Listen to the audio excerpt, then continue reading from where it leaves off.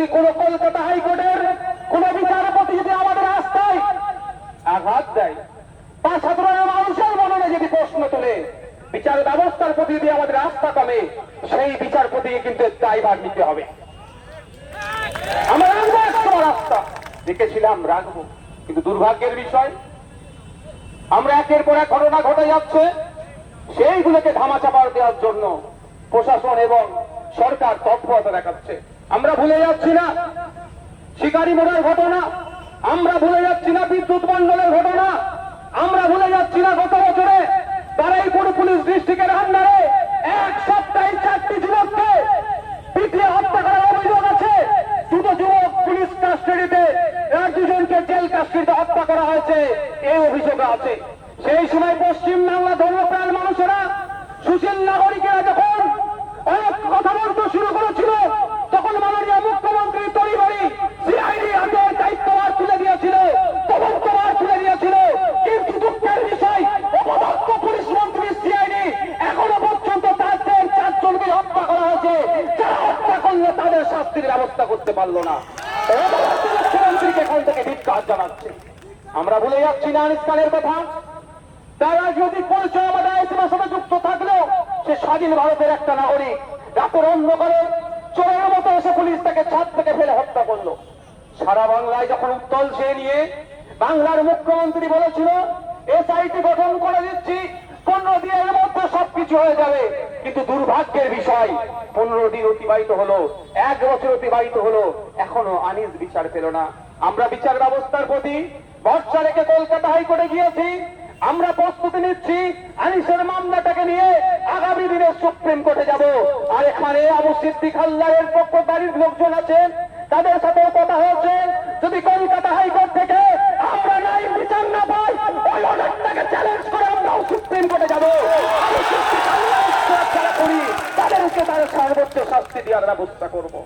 বন্ধুগণ, আমি আপনাদের বলে যাই, বর্তমান পরিস্থিতিকে সামনে রেখে চোখ কান খুলে রাখছি, যেমন এটাও ভুলে গেলে চলবে না।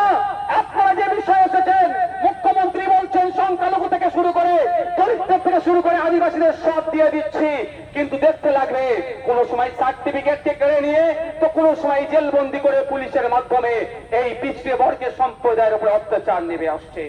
আজকে এটা শেষ নয়, এখান থেকে আমি মিডিয়ার মাধ্যমে, আইবির মাধ্যমে রাজ্যের মুখ্যমন্ত্রীকে বলতে চাই, চাল চোরদেরকে বাঁচানোর জন্য সুপ্রিম কোর্টে বড় বড় উকিল লাগান, আর ওবিসি সার্টিফিকেটকে পুনর্বহালের জন্য একটা পাতি উকিলকে আপনি দাঁড় করিয়েছেন।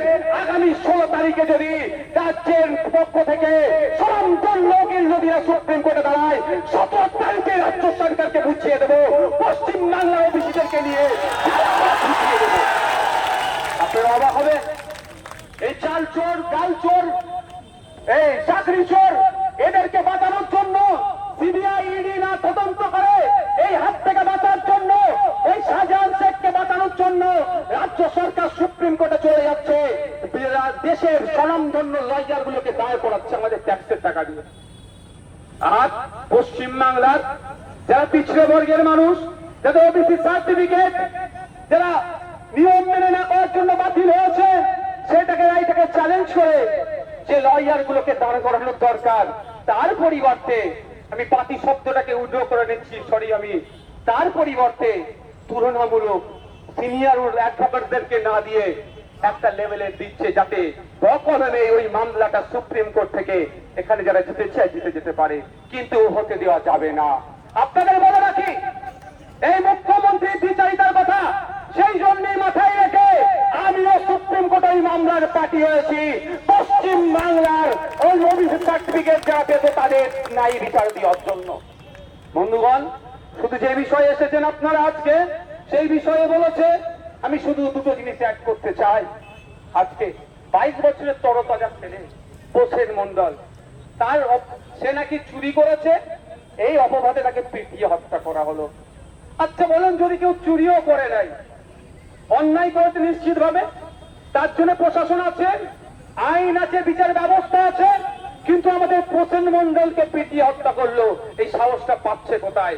সাহসটা পাচ্ছে আমার রাজ্যের প্রশাসনের যিনি প্রধান আছেন, সরকারের যিনি প্রধান আছেন, মাননীয় মুখ্যমন্ত্রীর জন্য।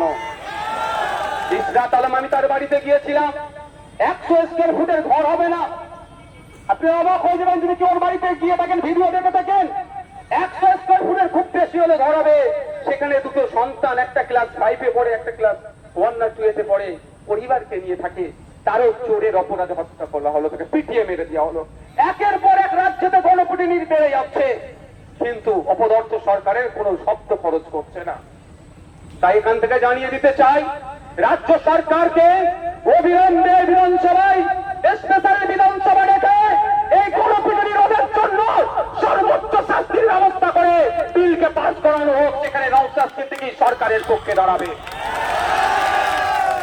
যদি না করে আমাদেরকে বুঝে নিতে হবে। পারবেন তো নাকি? পারবেন তো নাকি? আমরা গণতান্ত্রিক প্রক্রিয়াতে জবাব দেব। কতদিন আর ওই ব্যালট বক্স চুরি করে, গণনা কেন্দ্র চুরি করে জিতবে ভাই? কতদিন হবে? সময় আসছে, জবাব দিয়ে হবে। বন্ধুগণ, যারা উপস্থিত হয়েছেন, আমি আপনাদের কাছে অনুরোধ করব, আমি আপনাদের কাছে অনুরোধ করব যে আপনারা যেমন ধীর স্থির ভাবে ইন্ডিয়ান সেকুলার ফ্রন্টে দেখানো পথ অনুসরণ করে ধৈর্য শৃঙ্খলা বজায় রেখে আজকের আমাদের মিছিলে অংশগ্রহণ করেছেন। আর 2-1 মিনিটের মধ্যে আমাদের মিছিলকে আমরা এখান থেকে সমাপ্ত করব, প্রোগ্রাম সমাপ্ত করব। আপনারা ধীর স্থির ভাবে আপনারা বাড়ি যাবেন। তবে শুধু বাড়ি গিয়ে চুপ থাকলে হবে না। পাড়ার চায়ের দোকান, মাঠ ঘাট, যেখানে যাবেন, মন্দির মসজিদ, যেখানে যাবেন একটাই আওয়াজ তুলবেন, আমাদের রাজ্যে নতুন করে পুলিশের হাতে অত্যাচারিত হয়ে কোন মা না তার সন্তান হারায়, এর দায়িত্বটা রাজ্য সরকারকে নিতে হবে। আমাদের রাজ্যে কোন মা বোন তার না স্বামীকে হারায়, কোন বাচ্চা না তার পিতাকে হারায়, পুলিশের অত্যাচারের দায়িত্বটা তাকে নিতে হবে। সত্যি আমাদের দুঃখ লাগছে, কারণ আমি যে বিধানসভার মধ্যে আমার পুলিশ বন্ধুদের জন্য দিয়ে বহারের জন্য কথা বলছি, সেই পুলিশের একটা অংশের বিরুদ্ধে আমাকে এখানে দাঁড়িয়ে প্রতিবাদ করতে হচ্ছে। সত্যি আমাকে খারাপ লাগছে, কিন্তু দুর্ভাগ্যের বিষয় আমাকে এই জায়গাটা আছে আমাদের প্রতিবাদ করতে লাগতো না যদি পুলিশ মন্ত্রী ওই সমস্ত কালপিট পুলিশগুলো যারা ইউনিফর্ম পরে, পুলিশের ইউনিফর্ম পরে, পুলিশের ইউনিফর্মের উপরে প্রশ্ন তুলে দিচ্ছে, সেই সমস্ত কালপিট গুলোকে ধরে যদি অ্যারেস্ট করে জেলের মধ্যে রাখতো, আমাদেরকে এই রাজপথে নামতে হতো না। তো অপদার্থ মুখ্যমন্ত্রীকে বলবো, অপদার্থ পুলিশ মন্ত্রীকে বলবো, সতর্ক সজাগ হন, নাহলে এমন একটা দিন আসবে আপনি আর জবাব দিয়েও থাকতে পারবেন না। আপনাকে বলতে চাই, আমি হুঁশিয়ারি দিচ্ছি না, হুমকি দিচ্ছি না, আপনাকে আমি সাজেস্ট করছি, আপনার কাছে বিনয়ী ভাবে আমি আবেদন করছি, আপনি রাজধর্ম পালন করুন, মানুষের মতামতের অগ্রাধিকার দিন, মানুষের সাথে থাকুন, মানুষের পাশে থাকুন।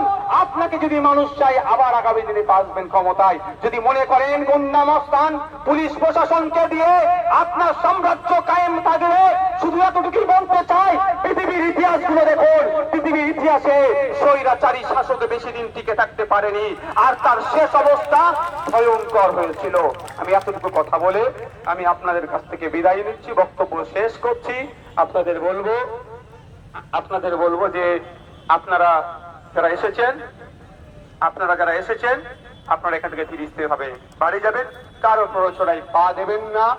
আর একটা কথা, রাজদীপ হালদার পুলিশ তো, হ্যাঁ ঠিক কথা তো, আর আমাদের বাড়ির থানার কাছেও পুলিশ আছে, দুটো পুলিশ কিন্তু এক করবেন না। কি বলছি বুঝে আসছে? দুটো পুলিশকে এক করবেন না। যারা আমাদের জন্য দিনরাত এক করে আমাদের দায়িত্ব নিচ্ছে, সেই পুলিশ প্রশাসনকে আমরা সর্বদা সম্মান করব, তাদেরকে আমরা মাথায় তুলে রাখবো, তাদেরকে আমরা সবসময় স্যালুট করবো। আর যেই পুলিশ প্রশাসন ভাঙড় থেকে শুরু করে এখন কলকাতা পুলিশ গেছে, এই ভাঙড় এই শওকত মোল্লার নাম বলছিল না, শওকত মোল্লার পাল্লাই পরে সবজিওয়ালাদের কাছ থেকে টাকা তুলছে। ভাবতে লাগে ক্যালকাটা পুলিশে এটা কি, ক্যালকাটা পুলিশে একটা সত্যি স্ট্যান্ডার্ড আলাদা আছে, কিন্তু দুঃখের বিষয় ওই শওকত মোল্লাদের চক্করে বলে সবজিওয়ালাদের কাছ থেকে টাকা তুলছে। কেউ আগামী দিনে বন্ধ হবে, তাদেরকে ধিক্কার জানাই। কিন্তু যে পুলিশ দিন রাত এক করে আমাদের জন্য ডিউটি করছে, তাদেরকে স্যালুট জানাই। আজকে বক্তব্য শেষ করছি, তাদের সাথে বন্ধুত্বপূর্ণ আচরণ আপনারা করবেন। সকলে ভালো থাকবেন, ধন্যবাদ।